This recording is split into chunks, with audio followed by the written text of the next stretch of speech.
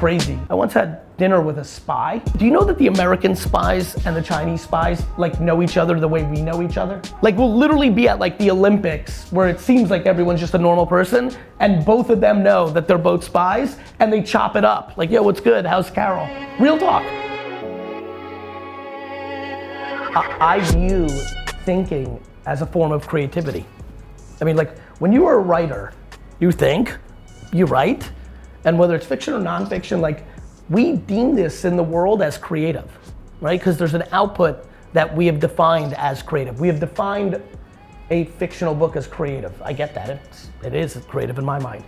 I don't think we've defined thinking about email when no one else was, having a website when no one else was, buying Google. I think we could consider that strategic. For some reason, it's always felt creative to me in some ways. It's me painting when I'm thinking, right?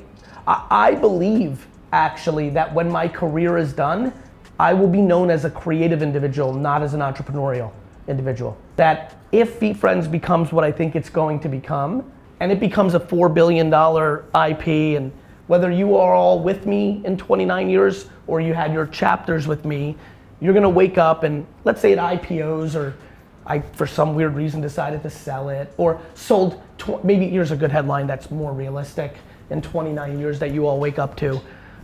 Gary Vaynerchuk at VeeFriends sells 20% stake to Pokemon in a record deal, right? When you see that, especially as close as all of you are to me at this moment, even if you've only worked with me for a week, you're closer than 99% of the people on earth that would judge that headline. You, right now, as you all sit here, would see that as through the lens of me being an operator and an entrepreneur, from a business lens, right? I believe though at that time, and as it continues to grow, I think people will think of me as a creative person. What's up, brother? How are you, man? Pleasure, man. Likewise, dude. Good? Yeah, doing well. Good. Doing well. Hanging, dude. Anything I do feeling authentic is important to me. When I was red hot as a businessman, and like people were like, oh, this is a serious businessman. Right. I was like, fuck man, I want to make garage sale videos. And people were like, huh. I knew that the everyday man and woman were gonna fucking love it. Right. But what I knew ended up happening, which was the bougie 5% of the biggest players in the world were gonna look heavily down on it. Sure. I resonate with what you're talking about because I think I have incredible courage to do shit that my fans, the business world, and oftentimes even my inner circle don't understand why I would do that. And the only reason I do it is because I authentically want to. Right, exactly. So the question becomes like, how deep down the authentic tunnel do you want to go? Yeah. You know, if I think about things that I'm passionate about, or, you know, I like to, you know, I would like to use my platform for good, I think, right? So that's a top thing for me. So I think for there, what you need to do is define what you think is good versus what everybody else thinks is good. It would be mental health for young people. To see everybody, Happy New Year. Hope everybody is super, super duper well. Hope you had some time to rest and get some family time. Everybody, we're going to announce, you just got the preview of it, some substantial announcements here today.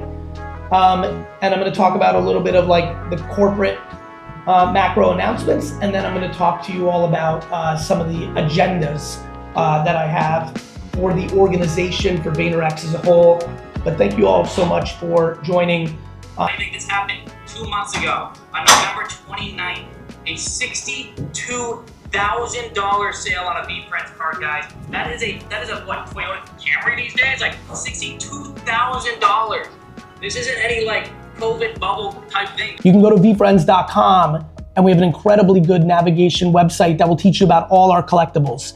But our stickers are kind of like the 1985 Prism Michael Jordan stickers. They're like the vending machine stickers that are the shape of a sports card. So look at this.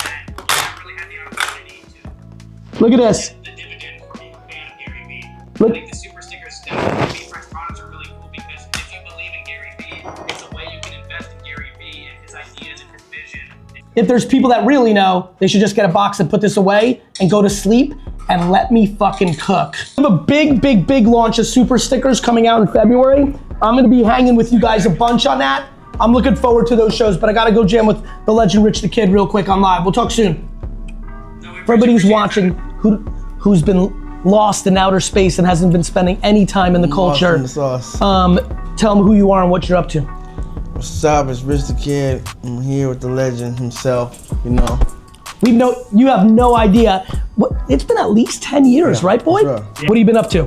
Man, I've been working on my project, an album that's a universal album instead of making it a traditional hip hop album. Right, or just Atlanta, or just New York and Atlanta. It's got the Latin inspired, it's got the African inspired, it's that real mix of everything that's popping collectively in culture with your spin on it. Exactly. So how long have you been working on it? Like 2 years, 2 years. And I didn't even think to do it. It's just like working as I was working in my relationships that I was building in the meantime. It's just like I'm working with so many of these people. I might as well make it exactly like that, you know? 100%. So, what about in your other entrepreneurial, like what about from the clothing and the startup? Like, cause you know, through the years you'll hit me up about random left field shit. I'm like, this kid's an entrepreneur. For sure. Yes, you're an entertainer. Yes, you're a cultural beast. Yes, you're obviously into music the way you are, but what else has been going on or things you've been paying attention to? So I'm about to launch my skateboard brand. It's a clothing brand. It's called Snake Pit. Snake Pit is. Yeah. Is this the hat? Oh yeah, I got the hat on. Yeah. I think when you said Snake Pit, I'm like, that might be the logo. Okay. Yeah. I got the Snake Pit coming out probably around the same time as my album. I connected with. I'm not sure if you've seen the kits on the car, the Mansory. Mm-hmm. So I connected with Mansory and Caruso out in Dubai. Yep. So they hooked me up with the first Mansory truck G-Wagon in America. So I've been pushing that out, and just like everything else, everybody just Atlanta. I just signed 2 new artists from Atlanta, so I've been spending a lot more time in Atlanta. And has that been a big focus for you, continuing signing artists? Yeah, for sure. In the years that you've been in the business, right? From when you were literally the kid, and now you're signing kids. Where they look at, has that been weird for you, like them looking at you as the OG? Right? I went through that shit too. When you guys all came along, and when the first kid like 10 years ago said, I love you, Unc, and I'm like, fuck, I'm Uncle. You know what I mean?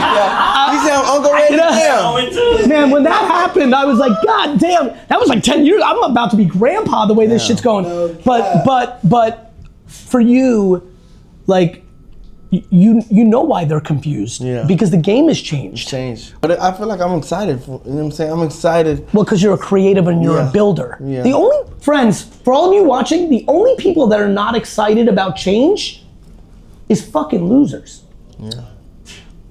People that are scared, like real talk, it's the only reason you would not be excited about change is because you're insecure and you think you're gonna get beat. It's because you're lazy, it's because you've already made it and you just wanna sit on your throne and you don't want stuff to change. My friends, it's a fucking jungle out there.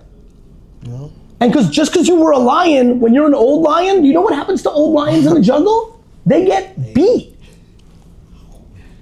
So, you know, I know why you're excited. You and I are similar. We thrive when shit is confusing because we can figure it out. Exactly, for sure. You know? I know why you're excited. I know why you're popping up again now. It's a time of confusion, a time of opportunity. This is when we didn't do shit. Our parents had sex at the right second and gave us the intuition gene, and we just know. You can walk into any room and see one kid and be like him, right? Yes, Now, what we don't know when we meet those kids is, will they work hard enough? When they make it, is the money and the girl's gonna fuck them up? We don't know, but we know they have the potential. Exactly. And that's what we're looking for, whether it's people, businesses, ideas, music, right? Fashion artists, it's all the same shit. 100%. Either you're scared or you're happy. Yeah. My man, I love you. It's good to see you, bro.